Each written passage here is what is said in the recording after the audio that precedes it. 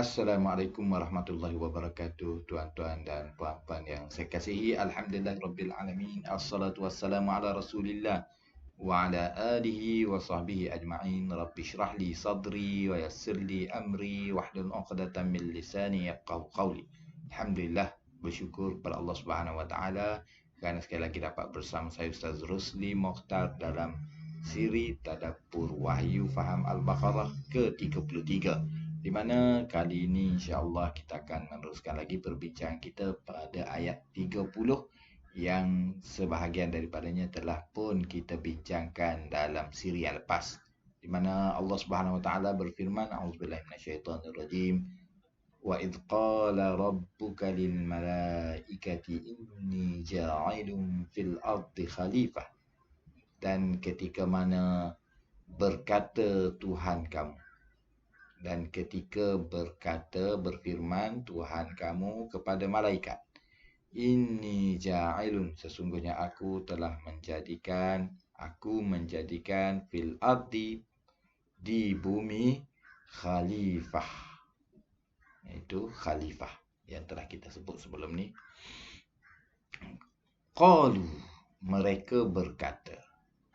Dalam qalu ni ada mereka berkata. Qalu berasal daripada qala. Qala Tuhan berkata, Tuhan satu, jadi qala. Malaikat ramai, jadi qalu. Ni waw ni menunjukkan kepada ramai. Buang waw ni jadi qala. Jadi qalu ataj'alu, mereka telah berkata ataj'alu. Di sini maknanya adakah, dan tak di situ adalah daripada anta. Anta, kamu, engkau. Apakah engkau taj'alu, asalnya ja'ala. Ja'ala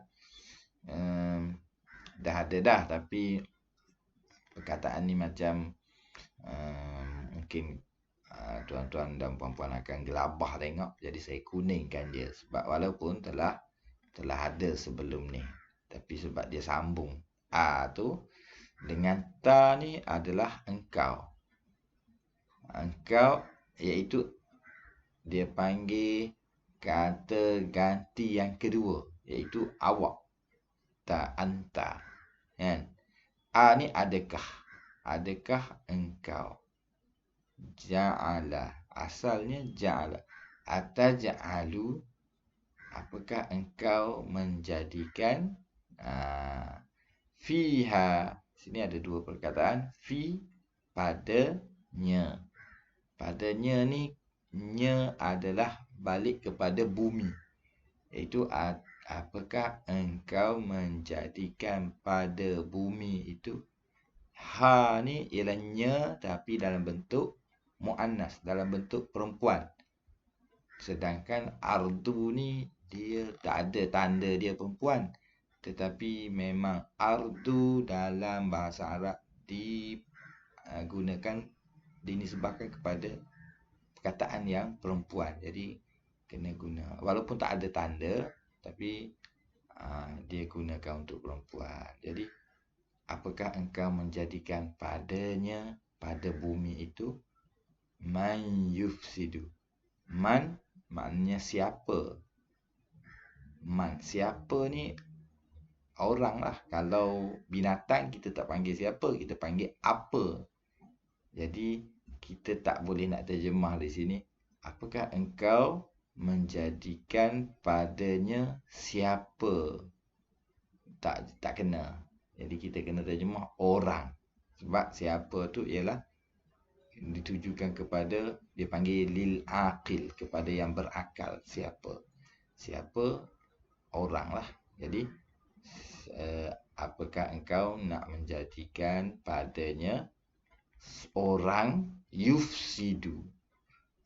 Sebab apa dihijaukan yufsidu ni? Sebab dah ada sebelum ni, iaitu fasad.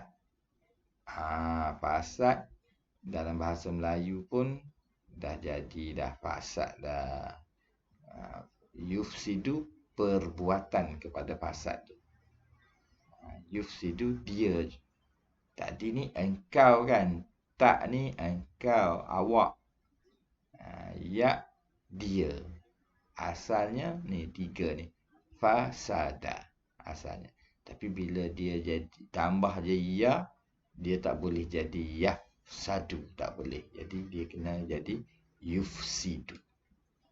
Itu asal usul. Perkataan dia fasad juga. Apakah engkau nak menjadikan pada bumi itu orang yang yufsidu, iaitu melakukan fasad. Dia melakukan kefasadan fiha, padanya, pada bumi itu. Ni fiha, ya asalnya 2 perkataan. Fi, pada. Fi maknanya di dalam. Ha maknanya padanya. Padanya. Dalam satu ayat dekat-dekat dah berulang ya. Okey. Wa yasfiku dima. Wa yasfiku, dan yasfiku ni ni ya, ni ya. Yasfiku maknanya apa? Mereka, dia. Jadi dia melakukan kefasadan. Maknanya apa ni? Malaikat, bila Tuhan kata dia nak jadikan di bumi khalifah, malaikat pun tanya, apakah engkau nak jadikan padanya orang yang melakukan kefasadan pada bumi itu? Di bumi. Wa yasfiku, dan dia menumpahkan. Ya, buang ya ni tinggal safaka. Safaka yasfiku maknanya menumpahkan. Menumpahkan apa? Menumpahkan ad-dima, darah. Dima ni plural.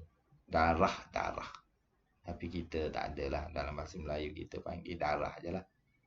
Yasfikud dima, menumpahkan darah.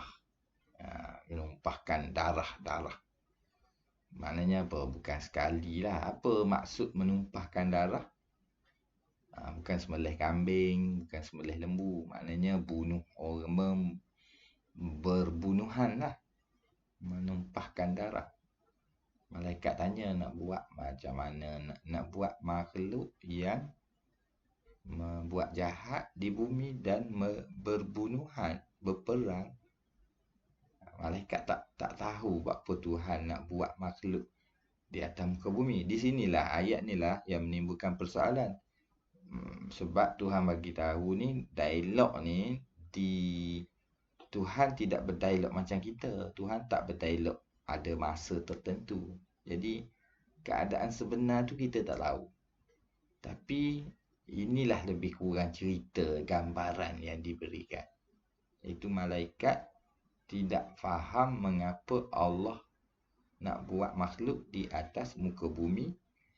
Tetapi masa tu gambaran dia makhluk ni tak ada lagi. Macam mana pula malaikat boleh tahu dia jahat sedangkan dia tak buat lagi? Ini persoalan dia. Jadi bila persoalan macam tu, adalah tafsiran. Tuhan tak cerita secara direct, tapi ada yang mentafsirkan, yang senang nak faham tafsirannya ialah dia kata pada masa tu dah ada makhluk lain di atas muka bumi, iaitu jin. Jin ni dia jenis berkelahi sesama sendiri. Dia berkelahi juga jin sama-sama dia. Jadi kalau buat pula manusia, perangai macam jin pula. Macam tu. Nak buat apa? Makhluk yang jenis. Itu tafsiran ya. Wa nahnu, ini malaikat punya hujah lah. Apa dia? Wa nahnu, dan kami. Kami kalau dia duduk sendiri dia, inilah dia perkataan asal nahnu. Tapi bila dia digabungkan dengan perkataan, kalau dia digabungkan tu awal, dia jadi ni. Nusabbihu. Nu ni kami. Wa nahnu nusabbihu. Kalau wa nahnu yusabbihu, maknanya orang tu tak tak berapa kemah bahasa Arab lah. Yusabbihu ni untuk dia. Kalau ada di sini dia, huwa yusabbihu. Dia bertasbih. Kami bertasbih. Jadi dia letak pula kami tu dalam perkataan, perbuatan tu kena letak pula. Nahnu ni seketul lah. Dan kami bertasbih. Tapi dalam bertasbih tu ada kami juga tu nun ni. Dan kami. Apa ni? Dan ni hujah lah. Hujah malaikat. Apa pula Tuhan nak buat makhluk di bumi. Di bumi ni makhluk dia jenis menumpahkan darah. Jenis buat jahat. Jadi wow ni boleh kita terjemah. Sedangkan kami bertasbih. Nak apa lagi? Kalau nak bertasbih memuji Tuhan. Malaikat kata kami duduk bertasbih. Wa bihamdika. Dengan memuji kamu. Hamd. Tasbih ni apa? Tasbih ni bila kita kata subhanallah. Subhanallah tu dinamakan tasbih. Iaitu dia mengucapkan perkataan tasbih. Kalau alhamdulillah, itu yang perkataan alhamdulillah itu dipanggil tahmid. Iaitu memuji Allah. Sebab itu bila kata-kata kepada Allahu Akbar, kita kata takbir. Membesarkan Allah. Okey. Jadi wa nahnu nusabbihu, dan kami bertasbih dan bertahmid. Wa nuqaddisu lak, dan kami mensucikan engkau. Nuqaddisu, tengok nun ni ada lagi nun. Apa dia? Kami lagi. Ka ni kamu. Hamdi ni alhamdulillahirabbil alamin tu. Hamdi. Bi ni dengan tambahan saja. Okey, tambahan. Wa nusqaddisu, dan kami mensucikan laka, untuk engkau. Maknanya dalam bahasa Melayu kita tak terjemahlah untuk ni. Kita terjemah engkau saja. Dan kami menyucikan engkau. Mensucikan engkau. Sucikan Allah daripada segala syirik. Sucikan Allah daripada sifat-sifat kelemahan. Itu mensucikan Allah. Suci bukan suci fizikal. Taqdis. Mengagungkan Allah. Mengagungkan Allah. Tak ada syirik lah. Kalau syirik ni nak menyamakan sesuatu dengan Tuhan. Macam orang Kristian. Dia letakkan Nabi tu sama dengan Tuhan. Nabi Isa. Apa dia? Dia boleh mengampunkan, contohnya. Dia anak Tuhan. Tak ada satu pun yang menyamai Tuhan. Bila kita suci tauhid kita ni, inilah iman yang tinggi. Macam tu. Iman tinggi ni apa dia? Iman tinggi ni bila kita letak makhluk ni rendah, Tuhan je tinggi. Tu dia. Tu tauhid yang suci. Makin kita berjaya merendahkan makhluk dan meninggikan Allah, makin tinggilah tauhid kita. Senang je tauhid ni.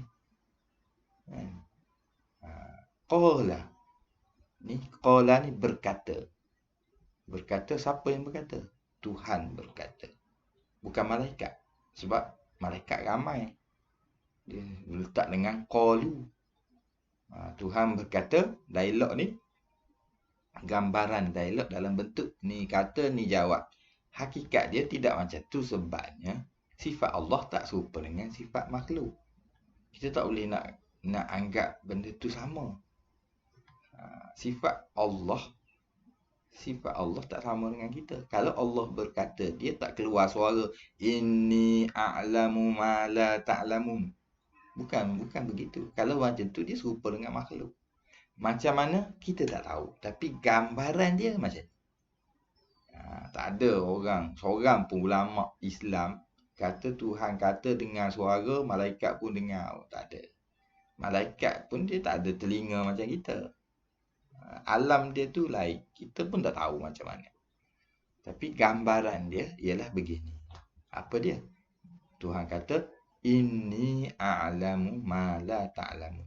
Aku tahu apa kamu tidak tahu. Ini sesungguhnya aku. Inna. Asalnya inna. Tapi dia nak sambung dengan ana. Ana saya. Sesungguhnya saya. Sesungguhnya aku. Jadi dia pun gabungkan. Dia gabung jadi ini. Sebab apa? Sebab ana ni, saya ni, kalau dia diletak di akhir perkataan, dia akan jadi ya. Dia tak akan jadi na. Dia tak ambil na. Kalau na tu, dia kami. Ada belakang na. Inna. Inna bukan maknanya sesungguhnya saya. Maknanya sesungguhnya kami. Dia memang macam tu. Macam mana dia jadi ini. Ya ni maknanya saya. Ringkasan daripada ana. Sesungguhnya aku. Tengok. Dia kata dah aku. A'lamu. Ni dah Melayu dah ni. Saja je. Sebab dia bila jadi a'lamu tu ada orang macam gelabah. Oh tak pernah jumpa. Padahal ilmu. Kita sebut ilmu tu ilmun. Ni. Lepas tu ni ni ialah alif ni ialah saya. Dalam perbuatan tu pun diletak lagi saya, dia, mereka. Jadi sesungguhnya aku mengetahui. Tapi takkan nak kata macam tu bahasa Melayu, tak jadi. Kita pun adjust lah biar sama dengan bahasa Melayu. Maka telah berkata Tuhan, telah berkata. Kita boleh kata menjawab. Ini sesungguhnya aku a'lamu, mengetahui. Sebenarnya aku mengetahui. Ma apa di sini? La tidak. Ta'lamun. Sesungguhnya aku mengetahui apa yang tidak kamu ketahui. Sebab tu saya letak hijau tak tu. Tak tu maknanya kamu. Ta'lamun ni sebenarnya ni lah. Ilmu juga. Tapi apa yang kamu tidak ketahui. Kamu tu tak. Engkau. Kan Tuhan bercakap dengan malaikat. Dalam gambaran, dia bercakap dengan malaikat. Engkau lah. Tapi malaikat tu ramai. Jadi, engkau ramai. Waw lah. Waw di akhir ni. Nun sebagai teman dia. Teman kepada waw ni. Ta'lamu.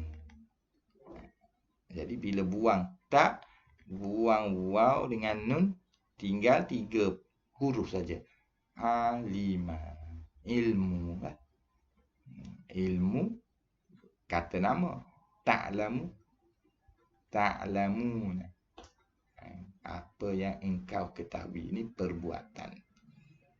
Jadi itu sedikit sebanyaklah yang dapat saya sampaikan pada kali ini, iaitu dialog ya di antara Tuhan dengan malaikat. Sudah tentulah kata-kata Tuhan tu tidaklah sama macam makhluk. Tapi kalau tak bagi tahu macam ni, kita tak faham. Tak dapat pengajaran lah. Hakikatnya, kita serah pada Allah lah. Kita tak tahu hakikat sifat Allah yang sebenar, kita tak tahu. Jadi, setakat itu saja yang dapat saya sampaikan pada kali ini. Mudah-mudahan kita dapat teruskan lagi perbincangan kita ini. Di mana di depan sana masih lagi banyak ayat yang menceritakan tentang kejadian manusia. Mudah-mudahan kita dapat manfaat daripada perbincangan kita ni. Jangan lupa untuk kongsikan siri tadabbur wahyu kepada para sahabat kita, sanak saudara kita. Mudah-mudahan mereka dapat mempelajari juga faham Al-Quran. Seperti yang saya katakan sebelum ni, tidak perlu hafal dan tidak perlu stres. Dengar dan cuba faham sahaja apa yang dibincangkan, dan insya-Allah kita akan ingat. Saya sudahi dengan wabillahi taufiq wal hidayah. Wassalamualaikum warahmatullahi wabarakatuh.